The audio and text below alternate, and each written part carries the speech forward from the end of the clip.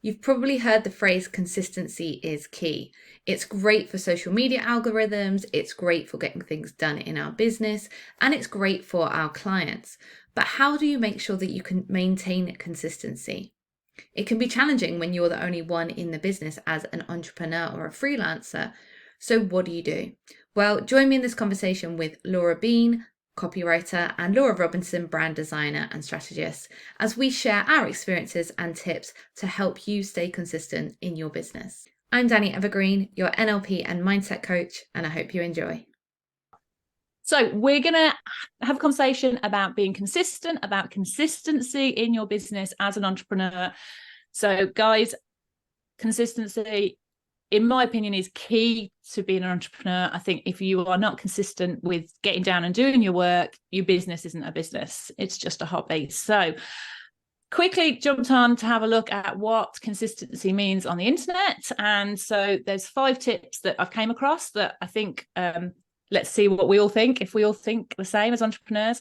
So tip 1 is implementing consistent practices. So have a game plan. What do we think? Do we think having a goal, having something to aim for, do we think that helps with consistency, or does that really not help us because we end up procrastinating all the time? I think it helps to have a bit of a plan of, say, for you, we're talking about consistency when it comes to content, having a bit of a plan of what you want to say, when you want to say it, key topics to talk about. I think that can definitely help, because if you have a clear idea of what you're doing, it makes the consistency easier, because you'll approach something knowing what you're going to do. Whereas if you don't have the sort of ideas or anything mapped out, it can be easy to put that task to one side because, I don't know what I'm going to do for that, so I'm just going to ignore it for now. On the flip side, I think there's almost the danger of making it overwhelming. So if you have too big of plans, again, it can be hard to be consistent because you look at it as too big a job. So for me personally, I break it down, and I will have, say like my YouTube videos, I will plan out the next few topics, and I have in my calendar like when I'm going to film, when I'm going to edit, and that helps me stay consistent because I've planned it into my working life. Yeah, and I think consistent processes is really useful. So like if you're going to make a piece of content, for example, knowing that each time you make a piece of content, you do the same you follow the same process. So you record it, you edit it, you upload it, and you kind of, know how you're going to do each of those things because you're consistent with that. It then takes away a lot of the energy of thinking about how you need to do things or what you need to do next. So the same thing as like if you're onboarding a new client, or if you're following up, you've got a sales call, you have a consistent process that you follow. I think that's something that when you implement that makes life a lot easier, and it makes it a lot easier to be consistent in general in your business. So what do you feel like if you do end up not keeping that process going, how do you find the momentum to get back into that plan, back into that consistency? Because that's something that very easy for me to push my process aside to concentrate on work and then forget, say, about social media, or forget about updating my website, and that is where the consistency for me as an entrepreneur drops sometimes. So what tips have you guys got for keeping yourself going and keeping consistent, especially on the boring jobs that none of us entrepreneurs like doing? Well, I think there's a little bit of needing accountability sometimes. So again, I'll go back to the sort of YouTube channel, because I say I do a weekly video. Like, even if actually reality is no one, I'm sure they're not sat there waiting for weekly videos. Laura's not sent a video out this week. Exactly. But because I've set out that accountability, like out loud, I've said it to other people. It's on here now. Yeah, and it's on here, exactly. It makes me, it's not a pressure in a way that, it's not an uncomfortable pressure, but it's that kind of encouragement to say, well, you've told them you're going to do that now, so you want to deliver it. And I think having accountability can play a massive part in helping you to keep consistent. So Danny, what obviously they all talk about the algorithm, and you've got to be consistent to keep the algorithm happy. What tips have you got? What kind of mindset to keep you being consistent as an entrepreneur? What kind of mindset tips and tricks are there that we can be using? I mean, I think touching what Laura was just talking about with having that accountability is, don't wait until you're ready to do something, because it's very easy to go, oh, I need to learn more about that first, or I need to plan everything out first. And that can be a brilliant tool for procrastination. We go, oh, well, I can't do that yet because I need to plan it, and I'm going to spend 8 hours planning. And planning is really useful as long as you're then taking action. But if you're using planning as a way of not taking action, then it's actually not useful at all. So for example, things that I might do is I'll put a deadline in, and I might advertise a workshop. And then once I've already put the date in the diary and I've started advertising it, then I'll work on the content and the slides and everything else that I need to be ready for that date. But I could do all of that stuff first and be like, oh, I need to work on that workshop. And that date would just push and push and push, because other things would come up that might seem at the moment more important. So I think, you know, the difference between running your own business, being an entrepreneur, and being employed is that you don't generally have someone else setting those deadlines for you. You don't have that knowing that you've got to present something at a particular meeting or whatever it is. So you almost need to create your own deadlines and know that it's okay if you're not perfect, and it's okay if you don't feel 100% ready. But if you put yourself out and you try something, then you're going to have the opportunity to learn from it. So it's that ability to kind of take a little bit of a risk and believe in what you already know, rather than using learning or planning or whatever as a procrastination tool. Yeah, and I do believe that you kind of need to recharge as well. So kind of go back in and just recharge, recheck that these are hitting your goals, that, you know, that actually look at the data, because being consistent is great, and you could be consistent for a whole year, but actually look at why you're being consistent. Is it actually working? Is it actually moving your business forward? Is it actually getting you towards that goal that you set, you know, way back in January or wherever you set your goals? What about this kind of seeing it as an experiment when you're consistent, seeing everything as an experiment? What do you think about that, Laura? Would you recommend that?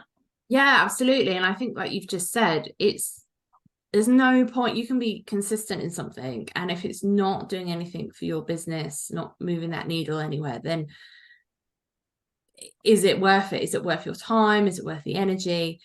So yeah, I think it's really important to trial and, you know, it's trial and error, isn't it? Like everything we do should be a case of, well, I'm going to trial that for, let's say like 3 months. I'm going to write, you know, a blog post every other week for 3 months and see what happens to my website analytics at the end of it. And also, I think once you've done that, one, you can obviously measure whether it's worth doing. And then two, when you hopefully get good results, that is like the extra fire, isn't it? That's the extra momentum. That's, you know, I see results, you know, like subscribers going up on YouTube, or the video stats improving, and, you know, people complimenting them or coming to me, you know, finding me for business through my videos. And I'm like, okay, well, I can see, you know, the results coming in, and that gives me momentum to keep going. So I think if you're just putting things out there and not checking it, you're in danger of, one, wasting a lot of time if it's not working for you. And again, like losing that momentum, because if you haven't realized there's a point to it, then you probably don't feel like you should carry on with it. So Danny, do you think, because that's a really great tip from Laura, you know, looking at your website stats and everything, but Danny, do you think like you can be over consistent, so you can over plan and over, you know, make everything a routine? Is there a danger of doing that in your business? Yeah, I think this depends a little bit on personality type. You know, some of us like to be really planned, and some of us like to kind of go all in with something. And some of us are kind of more flexible naturally and like to kind of just adapt as it goes. And both work. It's about finding what works for you. But I think if we're talking about consistency, we need to also think about not just consistency in actually what you're doing in your business, but what you're doing to support yourself in maintaining your business. So are you consistently having a lunch break? Are you consistently making time to do things that are good for you, or to make time for your family, or whatever is important in your life? Because, you know, especially if you are an entrepreneur and you're maybe a one-man one man or one woman band and you're, you know, on your own, there's so much to do. We know that it's very easy to be very, very consistent with maybe getting your social media out, but not being very consistent with taking care of yourself. And yes, the social media might go up, but then if you need to take time off because you're ill, because you've burnt out, that's not going to actually help your business. So I think it's like looking at the whole picture and also being okay with that. It won't always go to plan. We're not always going to be consistent because we're not robots. So there will be times where we need to adapt things and change things, and that's fine. But just coming back to, okay, what are the goals? What am I working on? What's important in my life at this point? That then builds towards the bigger goals. And if you've had a week where you've been really inconsistent, fine. But rather than beating yourself up about it and feeling rubbish about it, actually just go, okay, cool. Last week didn't go to plan, but this is a new week and I'm going to be consistent this week. Because if we keep beating ourselves up, it makes it harder to then be consistent.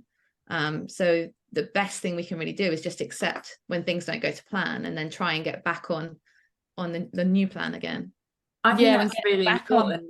Yeah, because so I was just going to say, like, you know, what Danny said, it's that kind of, I always remember being on a, you know, a diet before where it was like, you know, I'll start on a Monday. So then if I, you know, fell off the wagon on a Wednesday, in my head, I'd be like, well, you know, I suppose I won't start again till next Monday. Well, actually, and the same, you know, with any consistency, just because you've, you know, missed the deadline or not done the blog post you planned doesn't mean you have to wait or you failed.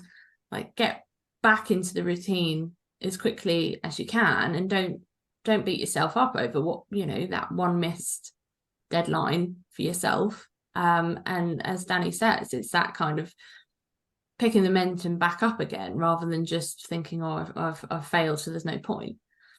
Oh, that's so true. That picking yourself back up is probably the most important thing about being consistent, because like you can easily lose 2 weeks and go, oh, not bothered. But being, like you say, everything as an entrepreneur, being every part of your business, that picking yourself back up is probably the key point for me in consistency, is because things do happen in life, you know, working mom, partner, you know, family, everything gets thrown at you at the same time as being an entrepreneur. So yeah, that picking yourself back up, get in as quick as you possibly can. Like, don't leave it till Monday.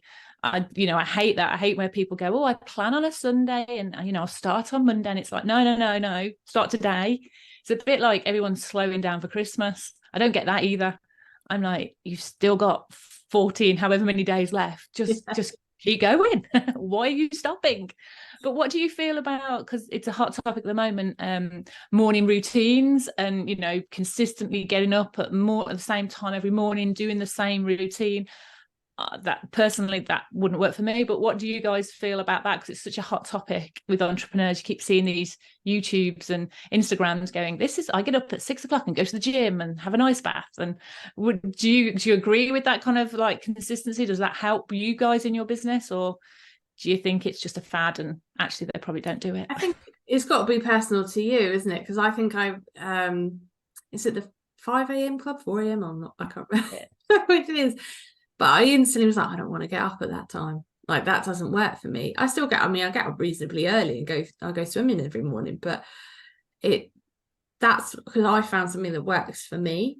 And I think that's really important. I think there is a lot of pressure on, you know, especially in the entrepreneurial world, that you should be to be a high flyer. You need to get up at 5 a.m, meditate, journal, exercise, like literally fit a whole day in before you've started it. And I think that's a lot of pressure to put on yourself, and you won't be consistent because you're not, you know, if your heart's not in it or it doesn't align with who you are, then you're not going to keep it up. What about you, Danny? You getting up at 5 o'clock? Sometimes. I'm actually a massive fan of a morning routine because it really works for me, because I am a morning person. That said, I don't do exactly the same thing every single day. But during lockdown, I started an online group, and that's exactly what we did. I mean, we didn't do it at 5 a.m. But we would get up and I would lead. We'd do some movement, we'd do some guided meditation, we'd do some journaling. And part of that's because I felt like I needed a reason to get out of bed each morning and to kind of give me some focus and that connection with other people. And then after lockdown, we kind of continued it. And I really enjoy that. This year, it shifted because I had surgery and I needed some recovery time and things. I stopped it and actually haven't restarted it. And I probably will restart it in the new year because it really works for me. And I like that consistency of getting up at the same time each morning and doing what works for me. But I think exactly what you said, Laura, it has to work for you and it has to be what suits you. For me, morning is a really good time for me to get focused. It's when I have like clear ideas. And I find if I do a bit of movement and like some journaling, I like to set my intentions for kind of how I want to be that day, the energy I want to bring. And that's puts me in a really good place to get going. But I'm not very good kind of in the evenings because I get tired early because that's just how I am. If you're someone who naturally likes to get up a little bit later or kind of starts thinking clearly a bit later, then doing a morning thing is not going to work. And I really don't like this idea that you have to be up at 5 a.m. to be a successful entrepreneur. Like it's rubbish. There is no one way to do things. It is, I think, really testing things out. Some people I know take the whole morning to just do things that are for them, and then they work on their business in the afternoon. Other people I know stop work at 2 o'clock because then they want to go pick their kids up from school. And, you know, they all work, but it's about, I think, look at your life. You know, what do you enjoy? What do you find useful? If I don't work out in the mornings, I'm probably not going to do it. I'm really not very good at exercising in the afternoons and evenings because by that point, I just go, oh, I've got other stuff to do. Oh, I'll do it tomorrow. So if I want to do it, I need to do it in the morning, and I like to do it first thing. It's what works for you, isn't it? Yeah, I'm a big one for accountability. I like accountability. So I have a run club. So I go to my run club and run with them because they are making me accountable to turn up. So I wouldn't work out in the morning because I've got running. And then, you know, similar thing, I have a certain routine because I've got children, so I have to do certain things. But then I sometimes, when it comes to my business, especially social media, that's where my consistency just drops off. So I'm going to look at what times I am most productive and start actually putting in some times of when I will be working on these things. So they don't drop off my to-do list and they don't drop off my daily actions. But yeah, it's an experiment being an entrepreneur, isn't it? It is finding out when is your, and I think that's a really good point of Danny's, is find out when you're most focused.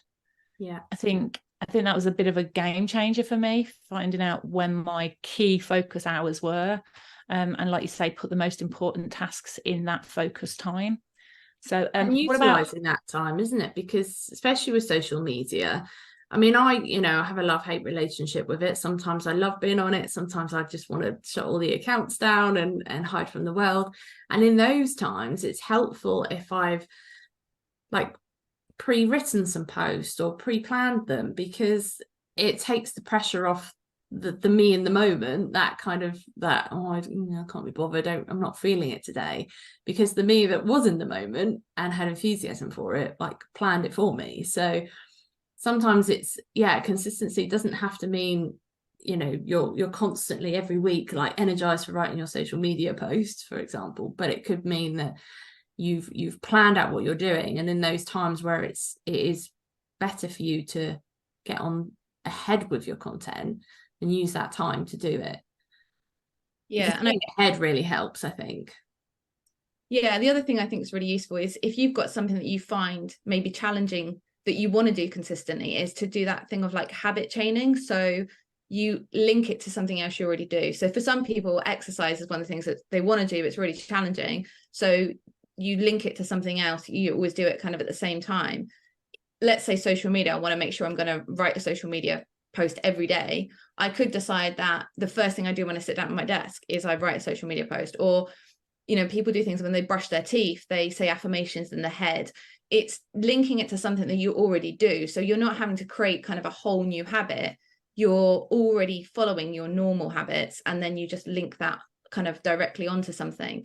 And again, it's finding what works for you, but sometimes that can be a good way of getting it started so that you then are consistent with it before you eventually it becomes the new habit itself.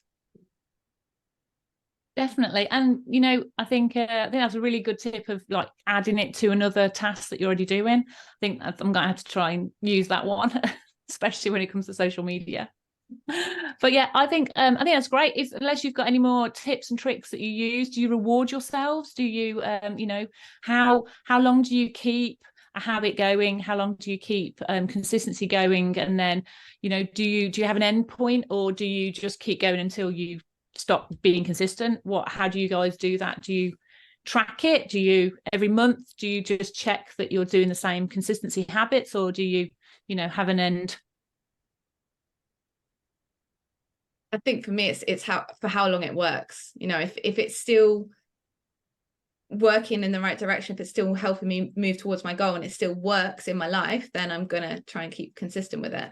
But let's be honest, I'm not always as consistent as I'd like to be, and things happen in life, and I'm very happy for my consistency to change if that's appropriate for my general life within my business. Sometimes I've had a client recently who needed a lot of coaching hours in quite a short period of time because they were getting ready for a particular sports event, and so I had to fit 5 hours of coaching in with them in 1 week. So of course other things had to shift.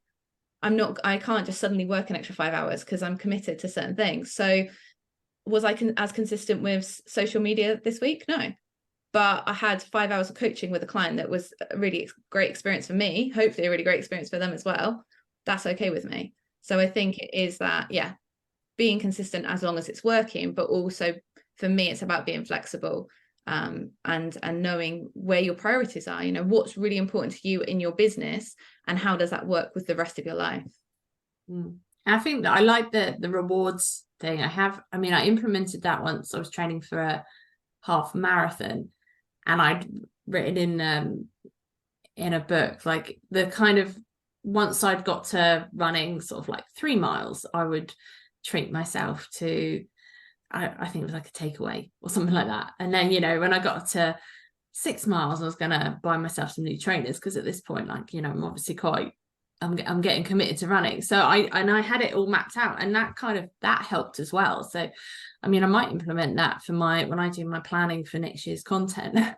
If I manage to stay consistent, give yourself a reward, because that's, if you're aiming, obviously the reward will hopefully be business if you're doing your content and stuff, but there's nothing wrong with rewarding yourself for staying consistent and doing a good job, and that can incentivize you until it becomes more of a habit.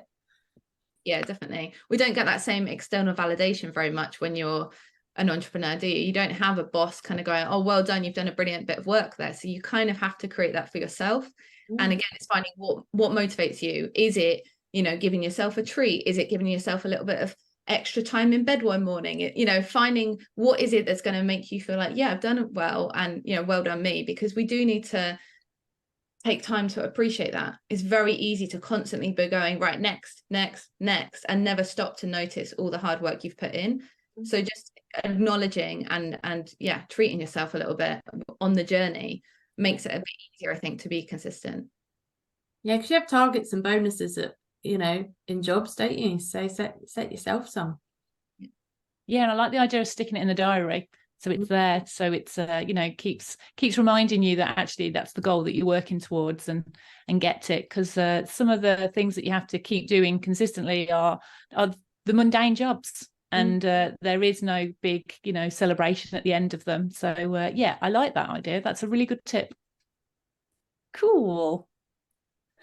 Well, I think that's covered, isn't it, ladies? I think so. That was good.